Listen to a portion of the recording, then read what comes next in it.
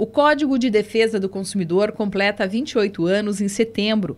Determinado pela Constituição de 88, ao longo dos anos foi se consolidando e até provocou alterações no atual Código de Processo Civil.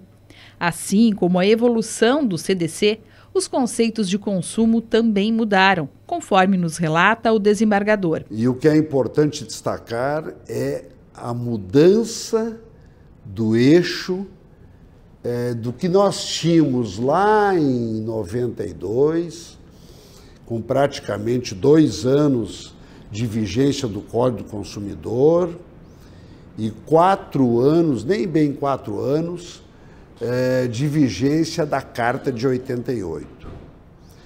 Então, a mudança da ideia de consumir, adquirir, pela ideia de usufruir. E aí o Congresso teve painéis muito importantes sobre isso. Sobre a ideia do comércio eletrônico. O comportamento do consumidor mudou. Mais do que comprar algo, ele quer viver uma experiência. É também a era do compartilhamento. Estudos apontam que para a nova geração o conceito de propriedade não é mais tão relevante, mas sim o consumo colaborativo. Se hospedar em lugares variados ao invés da compra de uma casa. Uso de serviços de transportes por aplicativos no lugar da compra de um carro. Assim como a forma de consumir mudou, também mudaram as formas de reclamar. Atualmente, o consumidor interage com a marca ou produto, a fim de constatar a sua reputação, qualidade e confiabilidade. É uma questão muito importante hoje em pesquisas, principalmente americanas, muito avançadas, é o problema da confiança e da reputação. As organizações hoje, por causa de reclamações, por causa de um comentário, por exemplo, de mau atendimento, elas são aniquiladas em razão das redes sociais. E os consumidores deslocam o eixo da preferência.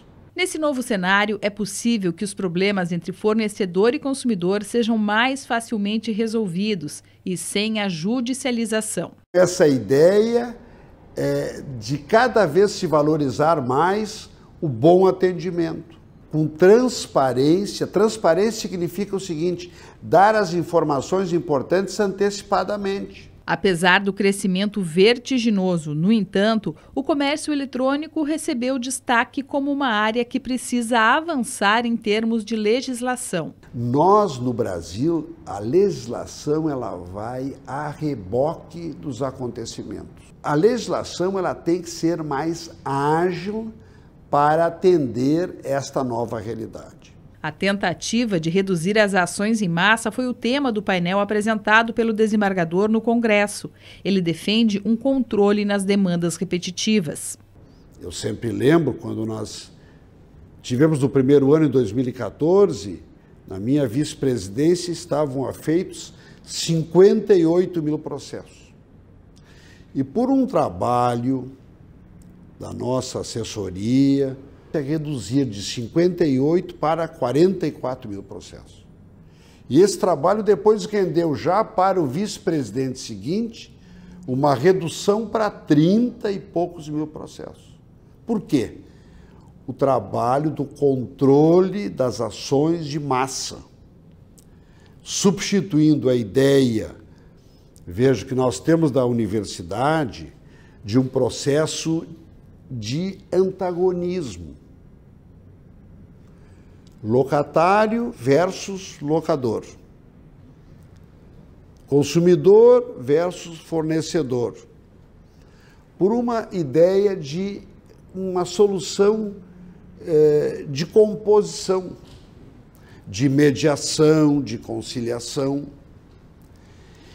E também nesse congresso se valorizou muito o trabalho no Brasil das agências reguladoras, no sentido de que elas possam facilitar esta harmonização das relações de consumo.